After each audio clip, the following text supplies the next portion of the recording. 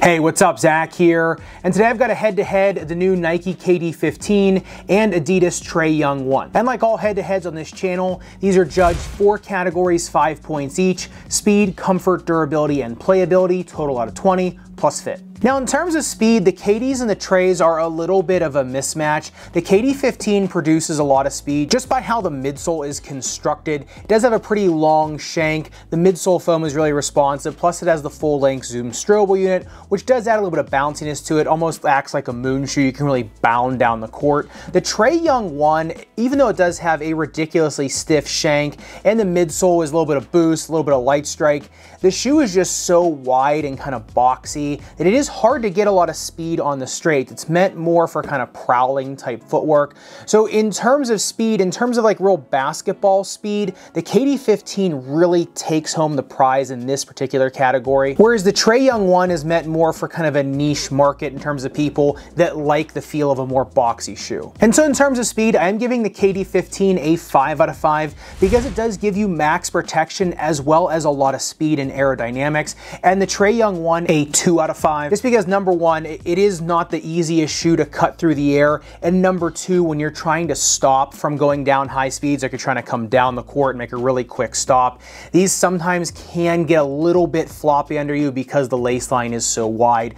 So in terms of raw speed, they're not the best, and in terms of cutting or stopping power, once again, you got to be the right player for them. And when it comes to comfort, both of these shoes have a lot to offer. The KD15's midsole is so plush and comfortable, accepts most foot types. The upper is really nice and padded. The ankle collar is really padded, kind of sinks you into the shoe. Whereas the Trae Young 1, like I said before, accepts a lot of different foot types. It does expand very well. It is a very padded slipper tongue, so if you like that more sock liner type feel, these are one of the best ones on the market. Now the lace line on the Trae Young 1 is very wide, doesn't have a lot of eyelets, so it does accept a lot of different foot types. You have a lumpy and bumpy foot. These will be really comfortable for you. If you are very narrow in this shoe, you're just going to slide around. You might end up with bloody toenails in these. Plus with the Trae Young 1, you get the best of boost and light strike in there, which is a really nice and plush combination underfoot. So for the right person, both of these shoes are extremely comfortable. And so for comfort, I'm giving both of these shoes a 4 out of 5. The KD15 because it does taper a little bit in the forefoot,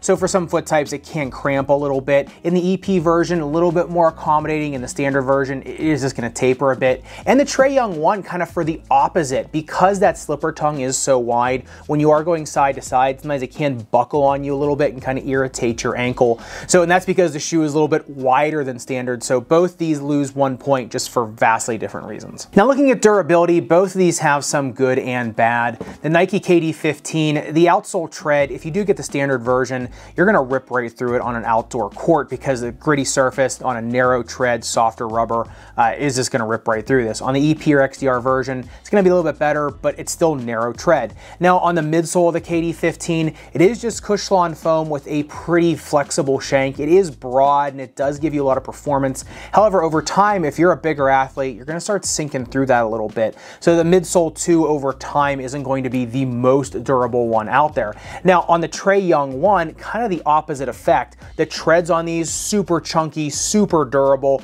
So the treads you're not gonna have a huge issue with, especially because it rides all the way up over here on the toe cap guard, and it has a little bit of extra felt here, so draggers or sliders, or if you're playing on really gritty outdoor asphalt, it's still gonna be pretty good. The thing that concerns me about the Trae Young 1, number one, is the light strike in the forefoot. You do have a really stiff shank that protects a lot of that, but if you do come down on the balls of your foot really hard, you might start bottoming that light strike out over time.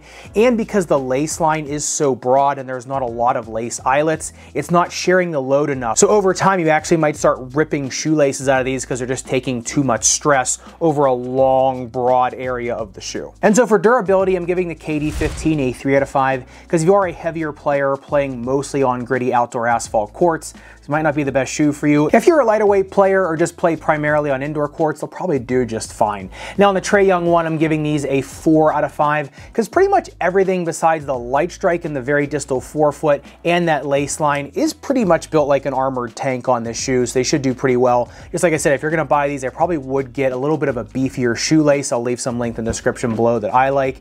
And if you're gonna be playing in these, just like I said, watch out for the forefoot on that light strike. And in terms of the all-important playability, I think this is a another mismatch of these two shoes. The KD15 pretty much does everything well. It stops and pivots really well, gets up off the ground really easily. It's still a very nimble shoe because the midsole is a little bit lighter, and it kind of allows you to create with your own footwork. And it just also can kind of give you a little bit of assistance on jump shots, and especially for someone like me. So the KD15 to me is just a really easy shoe to recommend to pretty much any type of position or any type of player, because it kind of has something for everybody. And in really stark contrast to the KD15, the Trae Young one is more of a niche shoe like I talked about before. You need to be able to like the freedom of not having a really stiff and sturdy lockdown in the shoe. Some people really like a lot of movement in the shoe, especially people that like drop-in midsole type shoes, like a little bit more movement, a little more feel. And with these, you do move around a lot. Your foot is kind of able to expand in the shoe, which a lot of people do like. That is more of a niche market.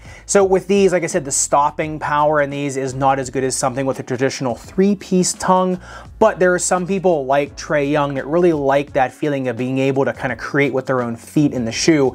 It's just that it is more of an advanced type player shoe and something that you really have to get used to and kind of learn how to use over time. But the nice thing with that profile is, because this shoe is a little more malleable, if you are someone that is very flexible on court and someone that does have a bigger foot, you can really start to get some interesting footwork out of the shoe and really be able to do some really interesting things, especially when you're trying to outwork your opponent on the ground with footwork. So if you are someone that fits that profile, these actually are going to be a really big game improvement shoe, but if you're not, they might make you feel a little bit clunky on court. And so for playability, the KD15 for me gets an easy 5 out of 5. I had a few people ask me about heel slippage issues. I had absolutely zero of that. Actually, the lockdown on the heel was really good in these. The Trae Young one to me is a 3 out of 5. And the reason it even gets 3 points is because I know if you're the right player, you're going to absolutely love these shoes. But it's just for mass consumption, they might be a little bit too niche for kind of a lot of different players. But talking about fit, I think with the KD15, if you're a wider foot, bulkier foot,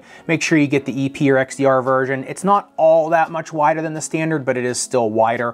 Whereas on the Trae Young one, if you are somebody with a narrow foot, I probably would just look somewhere else. Somebody with a medium foot, probably want to throw an orthotic in there, or at least a double pair of socks, something to bulk it up. And if you're somebody with a wider foot, these are going to fit you really well. And in terms of foot type, somebody high arch, medium arch, or flat, the KD15's got you covered. If you're somebody with a higher arch foot in the Trae Young one, because there's not a lot of laces, it's going to expand and accept you, but that light strike is going to break down over time, so just watch out for that. If you're somebody with a flatter foot in these and want a slipper tongue, they do really well, but remember, with a slipper tongue on a flat foot, it is going to be a little bit less supportive for you than something with a traditional three-piece tongue. But make sure you leave me a comment down below which one of these you would prefer, if either of them at all. And if you want to see a deep dive into either of these two shoes, make sure you click into this video up above and subscribe down below. Respect your rubber and foam. I'll see you in the next video.